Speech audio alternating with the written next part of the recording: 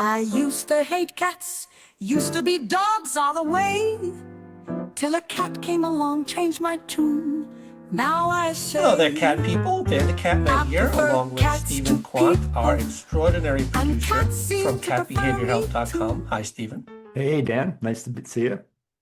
And welcome to episode 69 of the Shelter Cats podcast, the podcast created by Shelter Cats. We are recording this on a blustery mid-November day in New York. Stephen, what is your favorite season? What is your favorite time of year, weather-wise? I guess spring. Spring? Yeah, I like spring. I kind of like them all, actually, for different reasons.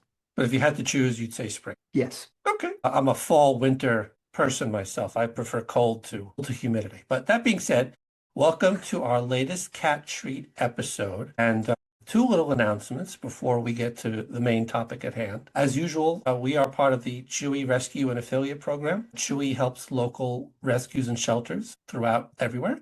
So just if you're going to make a purchase on Chewy, please do so by clicking the link in our podcast description.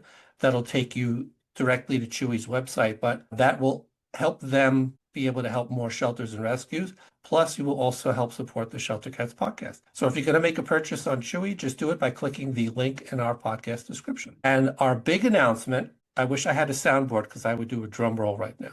Our big thank you. For those listening, he just did a drum roll. Our next episode, our 70th episode, will be our season 4 premiere. So we'll be back to full episodes. And our special guest for our season 4 premiere will be Jackson Galaxy of Cat Mojo, My Cat from Hell, and famed cat behavior specialist Jackson Galaxy. And I cannot say that without thanking you, Mr. Producer Stephen. You were the one that made that happen. So thank you so much for that. We are excited. We are nervous. We are preparing, and we are very much looking forward to having Jackson Galaxy as our big guest for our next episode. Jackson is a great guy. It's going to be a lot of fun. We're going to ask all sorts of fun questions. I can tell you a little bit about how this came to be, if you'd like.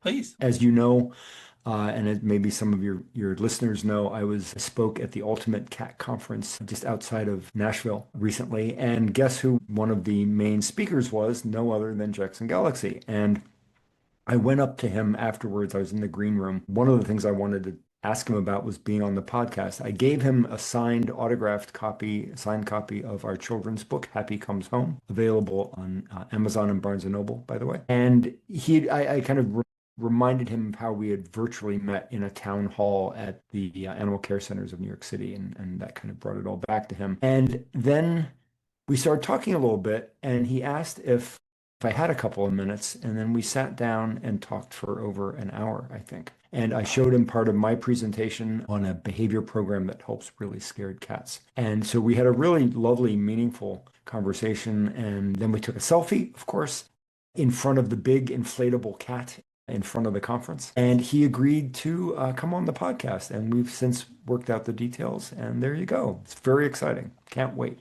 You are cat podcast producer extraordinaire. You will be giving conferences on how to be a cat podcast producer soon enough. Stephen, thank you so much. We are very, very excited. I am nervous, but I know we will do wonderfully.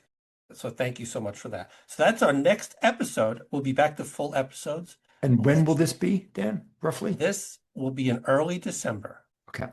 Very early December. We'll be recording with him right before Thanksgiving, and then the episode should be out pretty much right after Thanksgiving.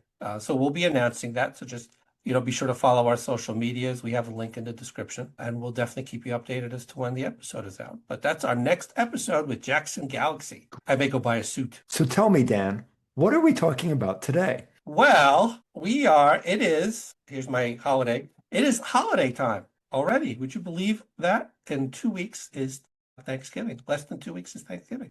So we are in the holiday season. I've already put up my Christmas tree. So I thought it would be a perfect time to pick your brain about how to keep your cat safe during the holiday season, particularly Christmas. Like, for example, I know poinsettias are poisonous. Am I correct? To cats. To a degree, yes. And certainly one should be careful with them. So what are, from your point of view, from catbehaviorhelp.com, cat behavior specialist, what is your advice to keep cats safe during the hectic holiday season. And thank you for plugging my website. I appreciate that. Of Because if course. anyone needs help with a cat behavior problem, I am there for you. I do 30-minute, 60 to 75-minute, and behavior sessions virtually, as well as a larger package that I do for cat-to-cat introductions. And I've recently reintroduced, at least on a limited basis, in-person visits. Wow. So, yeah, having said, and that's partly because I did one recently and it was really successful. We actually saw really interesting things that might not have been seen if I was just over Zoom. Having said that, let's go through my short list of holiday risks and dangers. So, guess what? You've already mentioned it. Christmas trees, right, represent a potential threat. They can fall over. It's not good to be eating, not that cats are necessarily going to eat the needles, but they could, and that's certainly not desirable. The water can have chemicals in it. At the very least, I would cover up the water bowl at the bottom with something so they can't get in it. Make sure they can't tip it over. I had a cat once, Felix. He loved the cold air, it seemed, that was coming down off the tree once we got it inside. It was for like 15 minutes. There was just cool air. It was like a little mini refrigerator, and he wanted to investigate that. So Christmas trees. Most Christmas trees are connected to electrical cords, so that's another concern. And then specifically on trees, the things that we really want to be careful about, tinsel, super dangerous. Tinsel inside, and also the silk that people sometimes get. I don't know if people still do that, but all really bad. And of course, glass ornaments are a risk. Guess what? Cats like to do this with their paws, right? They like to knock things over. Ornaments that break like that, super dangerous. Then we can move into plants a little bit. You've already mentioned poinsettias, which we want to be careful about. Holly and mistletoe, also concerns. Now, mistletoe, my understanding, I have never really had mistletoe in my home, but that it hangs up so that you can bump into someone and kiss them. So that may not be a risk. String and ribbons. And there's one last plant, by the way, I'm going to mention, but I'm going to save it for last. String and ribbons. People open presents, and there's all sorts of ribbons, and that causes obstructions in their gut, and super dangerous. At this time of the year, fireplaces and heaters are a concern. And then here's a concern that people never really think about as a concern. Guests. Guests bring things and have bags that cats can get into, and all the things that could be bad for a cat to get into, they could get into in a guest's purse or satchel, backpack, whatever. That's a very good point. Right? Food, chocolate, not good. Artificial sweeteners like xylitol is a major danger for cats. I don't know about dogs, and I'm not going to comment because I'm not a dog expert, but xylitol can cause really, really dangerous reactions. There is, the ASPCA Poison Control hotline is, I don't have the number in front of me, but maybe, Dan, you could link to that as part of the episode. They know everything about poison. So high fat foods, not good. Caffeinated foods where you might have caffeine in like chocolate covered espresso beans as an example. I'm not sure my cat would eat that, but some cats will eat anything. Here's the thing, edible or smokable marijuana, right? If some people, do this, and if you do, just don't leave it out. Please don't leave it out. CBD products are also included in all of that. Anything you want to ask? Oh, I almost forgot. The last plant, the plant of all plants. Do you know what the plant of all plants is, Dan, that when someone gives me as a gift, I'll give you a hint, it comes in a bouquet, typically. If someone gives me, there are a lot of toxic plants out there, and also ASPCA publishes a list of toxic and not toxic plants. Flowers? But there's one plant that if someone gives me this flower in a bouquet, I smile, thank them, and I wait until they leave, and then I throw it out. Not roses? No. Roses may not be particularly good for a cat. Carnations? I give up. Lilies. Almost every variety of Lilies. lily is not just toxic in the way some plants are irritants. They contain things that cause, a bad reaction in the throat or other reactions like vomiting and diarrhea and things like that, seizures. Lilies go way beyond that. Lilies are a holiday themed plant? I didn't know that. Well, I don't know, but at holidays, people bring plants and flowers and such. So you might but it's such a dangerous plant.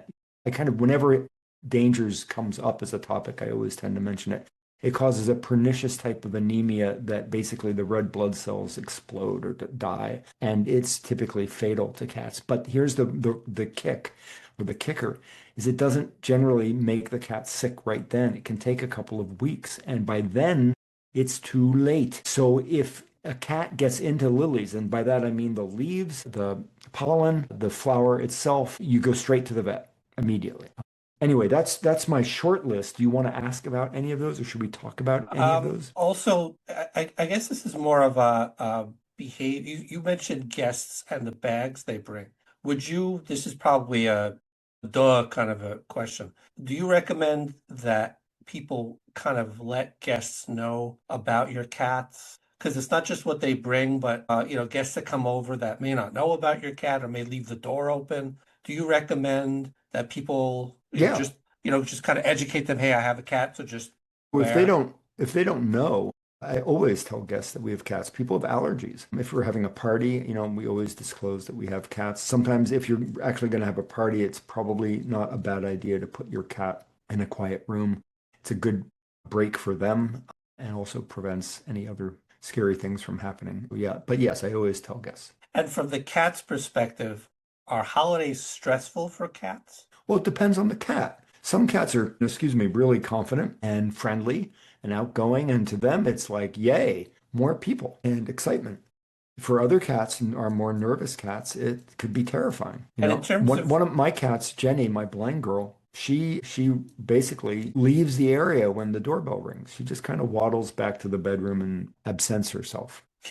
keeps to herself until everyone leaves. Yeah, and the moment the door is shut, I'm not making this up, she comes out. So she's never made an appearance with guests. She does, absolutely. And we have friends that she knows. Okay. But the first time she meets a stranger, and she knows the difference between friends and strangers. She learns voice, she knows scent.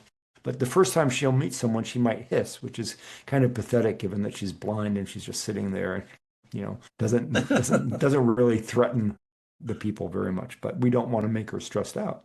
Well, don't tell her the hisses don't work. If she thinks they work, let her believe that. Another probably, dog kind of a question. Should you feed your cats what you serve at like Thanksgiving dinner? My inkling is to not let them eat too much of turkey and stuff like that you give to your And guests. and what, Uh, pray tell, is too much in the way of turkey, Dan? you're the catbehaviorhelp.com expert. So Have you ever had an instance where, you've had somebody that like the cat is eating too much or the cat jumps on the table? I just feel like it's better to not let them eat too much of what you're serving guests so I'd that like to the okay. rephrase that question or that comment.